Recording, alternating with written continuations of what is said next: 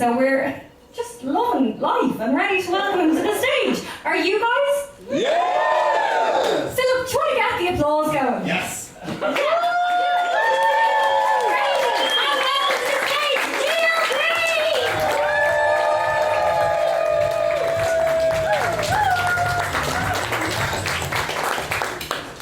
Okay, let's get out of the way quickly, because you can hear the accents. May as well explain before we start. I'm originally from South Africa. A country famous around the world for two things, rugby and racism. Currently number 2 in the rugby, you can have that island. I'm the best team at the rugby, but fucking no one is better at racism than we are. Clear on that. Now, we've been doing comedy in Ireland for a while, and to be honest with you, it's fucking crazy. It's been a blessing. Every act that you're seeing this evening will explain why I have a great advantage doing comedy in Ireland. Because when you're a comedian, you want to be funny first. You want to be funny. But you also want to be memorable. You want to have something about you that sticks out. A unique selling point. And in Ireland, let me tell you, this has been a fucking gift. Oh my God. You've seen some fantastic comedians this evening and more to come, but you know what I'm talking about, right? You can say it, it's not weird. You can say it. You know what I'm talking about? I look suspicious. You all thinking that you can say it, it's fine, it's not racist. Black people think I look suspicious. That's not the issue. You know, the thing with looking suspicious, right? Like, ma'am, from Philadelphia, like you look very innocent. You get stopped in the airport a lot? I don't. You don't? Just know what the fuck I'm talking about. That's amazing. I get stopped in a bus.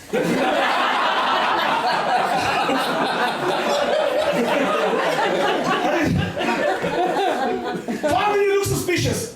Biggest problem with looking suspicious, hard to commit crimes. Hard to commit a crime when you always look like you've just committed a crime, right? So I always have to pay the fucking Lewis.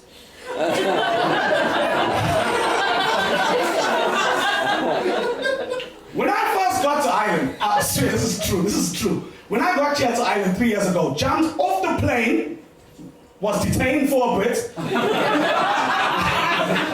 Soon as I walked out the airport, first thing I did, paid my TV license.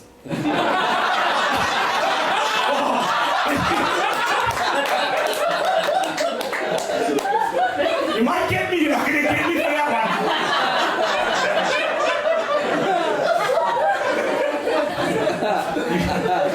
one. You're gonna have to work for it. Now, weirdly, when I moved to Ireland, the first place I stayed in was just right around the corner here, Charlemont Road, right? I stayed above the centre on Charlemont Road, right? This is the nice road, one road over, a little bit down. See what you see there. You decide for yourself. Now, when I stayed there, the first Saturday when I was here, right, 11 p.m., I had a custard cream related emergency, right? Needed some emergency custard creams, 11 o'clock on a Saturday, we've all fucking been there, right? And I go into the centre, and I come out and I see a man that knows me, recognizes me. I thought, oh, he knows me from the old country. Because he shouts out, hey, there you are. And I was like, oh shit. And he ran across the road and he's like, I've been looking for you. And I was like, oh, it's the welcome wagon or whatever, like, you know?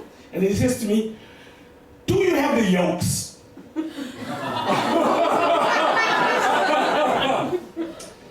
Now, I didn't know what yolks were, I've since figured out from context clues. From having a look at the gentleman where we were standing, yeah, it's like shit trucks. Really, some type of shit trucks, right? Now, that felt racist, I'll tell you why. Not because he thought I'm a drug dealer. I'm gonna be honest with you, I look like a drug dealer. If you ask a small child to do a drawing of a drug dealer, wouldn't be far off this. I'm okay with that. What I didn't like was that you asked me for yolks, which are like low-class drugs. I'm assuming. I don't know. Kevin, sounds like dirty drugs, like shit drugs. And I was upset because if I was a drug dealer, I would be like, I don't know, like an artisanal drug dealer. I would sell like boutique, hard-to-find drugs. Pay peyote, Quaaludes, that cake from Alice in Wonderland that makes you get bigger and small. Like that's what I would be saying. And then also, if you can't find drugs in Dublin city centre at 11 o'clock on a Saturday, you don't deserve drugs. It's not that hard. Now, I've been in Ireland for a good few years now, and I haven't been home yet. You know, like with COVID hitting and like everything after, I haven't had a chance to go home yet. So I miss South Africa a lot, right? Going back soon. But I'm gonna be honest with you, you'll be surprised at the things you miss about your home when you haven't been there for a long time. Like, it's not the things you think. Like, I miss the food, I miss the people, sure. What I miss though is proper fucking news headlines. Yesterday's Sunday Independent News headline in Dublin paper was, this is fucking true. Over half the population under 35 have tried cocaine. It's not news. In fact, half the people that they asked are fucking liars. Like, for a start. What kind of shit headline is that? There was an incident a few weeks back. You would remember this if you're in Dublin. They mugged a tourist. One tourist. Didn't even kill him. This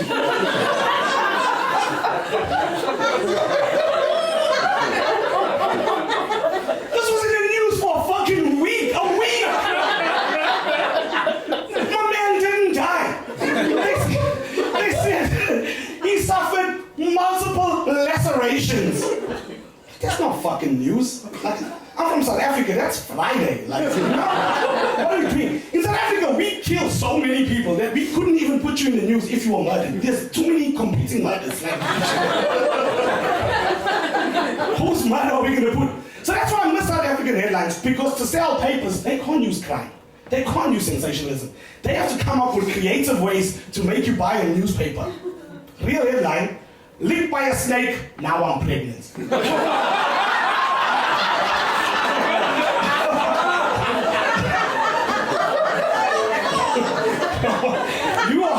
You are buying that newspaper, I'll tell you that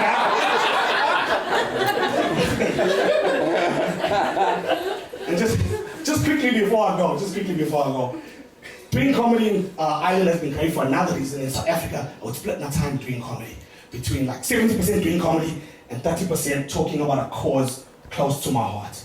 Legalizing weed. I spoke about it a lot in South Africa, then they fucked me up. In 2018, they legalized weed. Now what am I gonna do? That's 2 revenue streams, gone, just like that. But now back in Ireland where weed is fully illegal again, I fucking love it. I get to talk about it again. Why is weed illegal here in Ireland, guys? When I ask people that don't want to legalize it, they're always confused. I'm doing crime. Listen. Nobody that smokes weed is committing crimes. You can't smoke weed and then go commit a crime. That's too much. I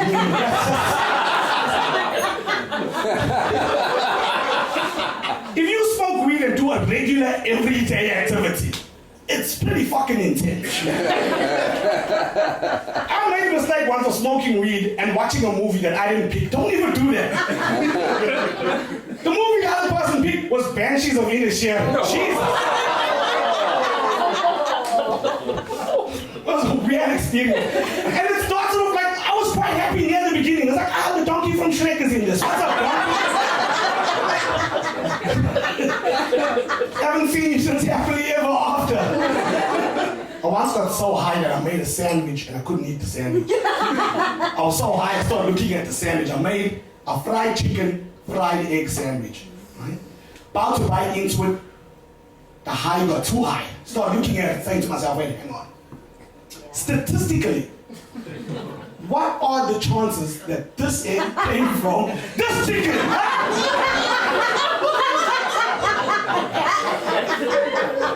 Like a mother and daughter sandwich, what are the chances? And I just want to tell you, don't ever Google the phrase mother and daughter sandwich. You will end up on a watch list. To be fair, I did get an Instagram follow from Prince Andrew, so there's that.